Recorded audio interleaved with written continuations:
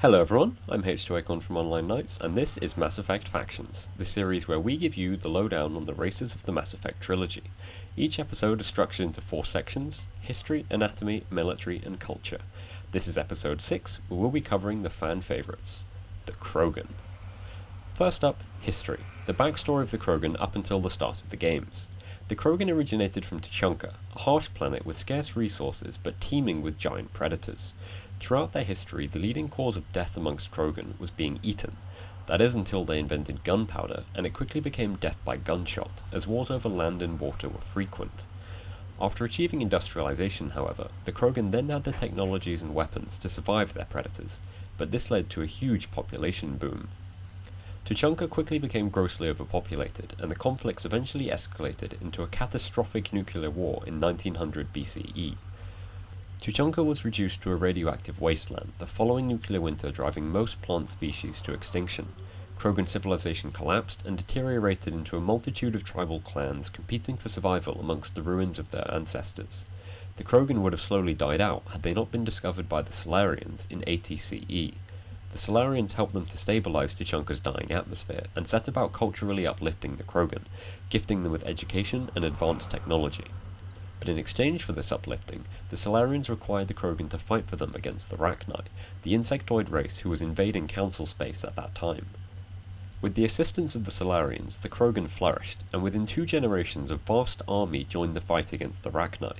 The hardened Krogan were able to fight the Rachni on their toxic homeworlds, the ferocity of the Krogan forces managing to turn the tide of the war, and eventually destroy the Rachni for good in 300 CE. The Krogan were rewarded as heroes by the galactic community they'd saved, and given several more hospitable planets to colonize. However, free from the harshness of Tuchanka, the Krogan population once again exploded.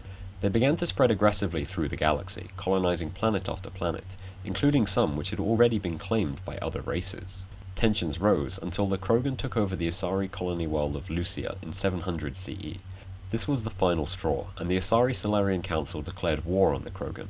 Devastating strategic strikes to open the war gave the Council the initial advantage, but the Krogan were relentless, and the war dragged on for almost a decade.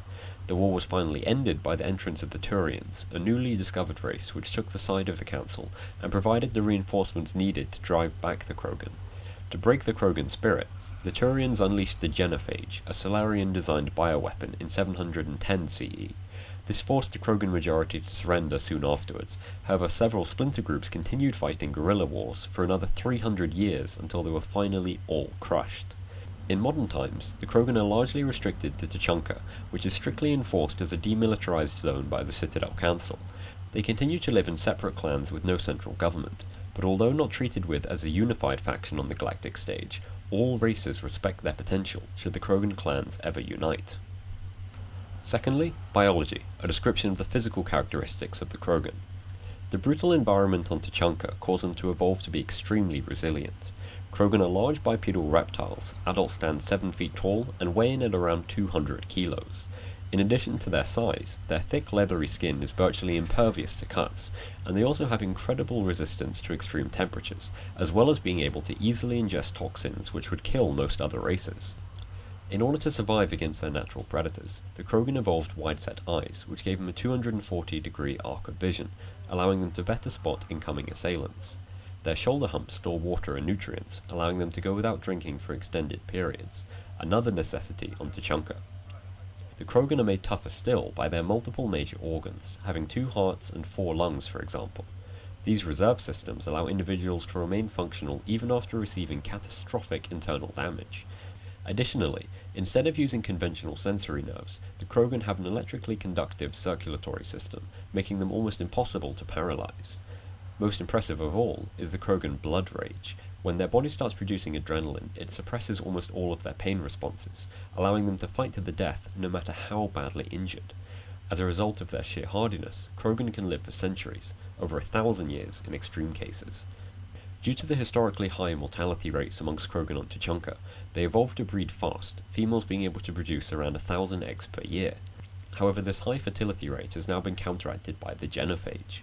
The Salarian bioweapon infected the Krogan with genetic mutations, which dramatically increased the likelihood for stillbirths or miscarriages. These mutations have balanced out the natural birth rate and resulted in the stabilization of Krogan population growth. Next up, military, an assessment of the martial prowess of the Krogan. In a straight fight, the Krogan are almost unbeatable, their sheer size and strength allowing them to beat enemies to a pulp, whilst being durable enough to withstand immense punishment in return.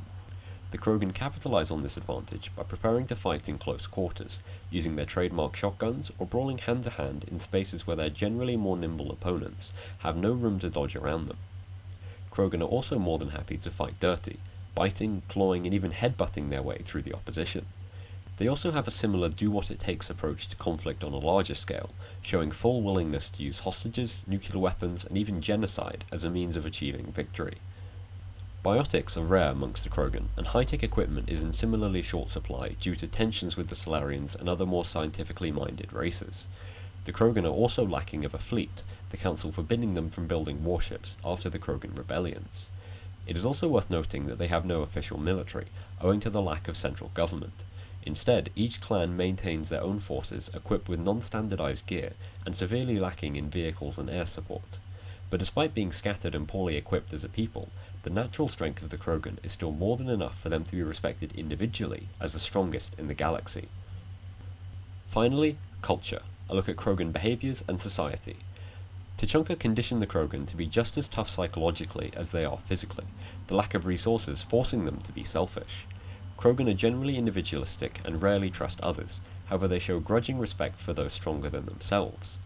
Krogan hierarchy is largely based on violent displays of dominance, the strongest Krogan ruling their clans until they are overthrown by younger, stronger males. Krogan culture is filled with rites of passage, usually involving torturous tasks to prove toughness and courage.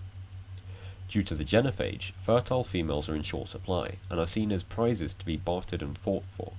Female Krogan rarely leave Tuchanka, and usually live in all-female clans separate from the men. Those deemed worthy are allowed to visit the females and sire children, ensuring that the Krogan bloodline remains strong. Tensions with other races run high, as the Krogan are still embittered towards the Salarian Centurions for the genophage.